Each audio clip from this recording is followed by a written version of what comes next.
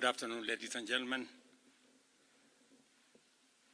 Fellow Kenyans, the last 2 weeks have been a difficult time for us as a country, where Kenyans have regrettably lost lives, many have been injured, property destroyed, and our institutions, especially constitutional institutions, attacked.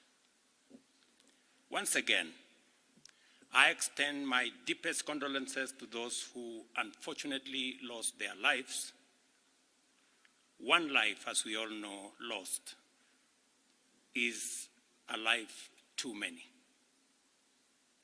To the mothers, fathers, siblings, relatives, and friends of those who lost their lives, my deepest sympathies and condolences to you all. Equally, to the many others who are injured and recuperating, I wish them quick recovery. The government of Kenya will support all those who've lost their lives and those who've been injured. Despite all this, as a nation, we are finally discussing issues. We are not discussing tribes, personalities, or political formations, but rather we are discussing issues that affect each and every one of us. Issues of taxation, debt, budget, corruption, the cost of living, unemployment, and opportunities for all Kenyans, especially our young people. If you go back on my Twitter account, I made a commitment to the country in 2019, 2020, that the conversation in Kenya is going to change. It is not going to be about personalities. It is not going to be about positions. It is not going to be about tribes. It is going to be about issues. Today, that situation is true, that we are having a conversation about issues in our country. We must all be proud of ourselves that we have managed to elevate the debate in our country to the level of issues that affect all of us. I am very happy that we are having a conversation about jobs for our young people, about opportunities for business, about manufacturing, about taxation, about debt, and all the other things that are important to all of us.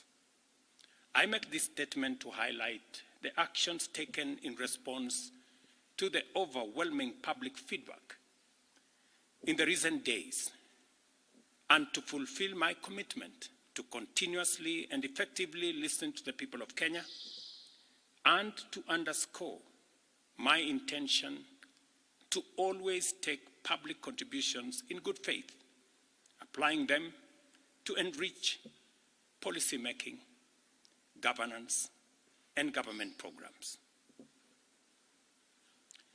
Public debt is and continues to be a major point of engagement and conversation in Kenya. I have today appointed an independent task force to carry out a comprehensive forensic audit of our public debt and report to us in the next 3 months. This audit will provide the people of Kenya with clarity on the extent and nature of our debt, how public resources have been expended, and will also recommend proposals for managing our public debt in a manner that is sustainable and does not burden future generations. The consequence of withdrawing the finance bill is the reduction of our revenue targets by 346 billion. Over the last few days, our Treasury team has been assessing the adverse impact of either reducing the budget by 346 billion in full or borrowing the 346 billion in full. And cutting the entire amount in our assessment would significantly and drastically affect the delivery of critical government services, while borrowing the whole amount in full will occasion a fiscal deficit by a margin that would have significant repercussions on many sectors, including our exchange rates and interest rates. We have since, after extensive consultations, struck a middle ground, and we will be proposing to the National Assembly a budget cut of not the entire 346, but a budget cut of 177 billion, and borrowing the difference. Whatever we are going to borrow, the difference, will increase our fiscal deficit from what I intended to be 3.3% of our GDP. It will now go up to 4.6% of GDP, still lower than last year, and will be used to fund some of our critical government services. We will use the money that we will borrow to protect funding for some of the critical areas that the people of Kenya have asked me to protect. They include hiring of junior secondary school teachers and medical interns, funding the milk stabilization program for our dairy farmers, reviving our stalled road projects that are in many parts of Kenya, retaining the fertilizer subsidy program that has helped us manage our cost of living, settling the debt owed to farmers in our coffee sector, capitalizing the coffee cherry fund to support our farmers in that sector, enabling public-owned sugar mills to pay outstanding debts to sugarcane farmers for their deliveries, additional funding for higher education, new funding model that was in our plan will now receive additional funding, settling arrears owed to counties, settling arrears for NGCDF, and settling arrears for our pensions. Accordingly, in keeping with the enhanced austerity measures we have committed to implement and align government expenditures within the budgetary implications of the withdrawal of the Finance Bill 2024, the following actions shall be taken with immediate effect towards the realization of the new budget. 47 state corporations with overlapping and duplicating functions will be dissolved, resulting in the elimination of their operational and maintenance costs, and their functions will be integrated into the respective line ministries. Staff currently employed by the affected corporations will be transferred to ministries and other state agencies within government. The decision to fill the position of Chief Administrative Secretaries is hereby suspended. The number of advisors in government shall be reduced by 50% within the public service with immediate effect.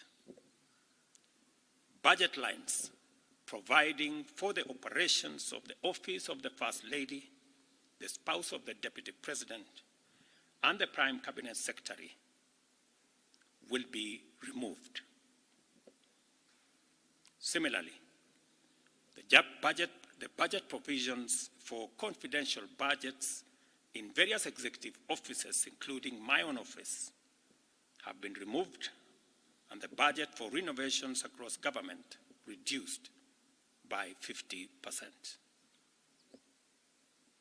Henceforth, public servants who attain the retirement age of 60 shall be required to immediately proceed on retirement with no extensions to their tenure of service whatsoever. The purchase of new motor vehicles by the government is suspended for 12 months, except for security agencies, while a new policy on transport for public officers will be developed. All non-essential travel by state and public officers is hereby suspended. No state officer or public servant shall participate in public contributions or harambees going forward. The Attorney General is hereby directed to prepare and submit legislation to this effect and develop a mechanism for structured and transparent contributions for public, charitable, and philanthropic purposes. These measures will be followed by changes in government that I will be making shortly. We are determined to carry out this and other interventions to improve the quality, efficiency, and transparency in serving the people of Kenya and ensure that citizens receive maximum value for their resources from a public sector that prioritizes their welfare. I believe these changes will set out our country on a trajectory towards economic transformation, enabling us to achieve the strategic objectives of the bottom-up economic transformation agenda and deliver our commitment to radically enhance opportunities for all Kenyans and transform our country. Thank you very much. God bless you, and God bless our great country, Kenya.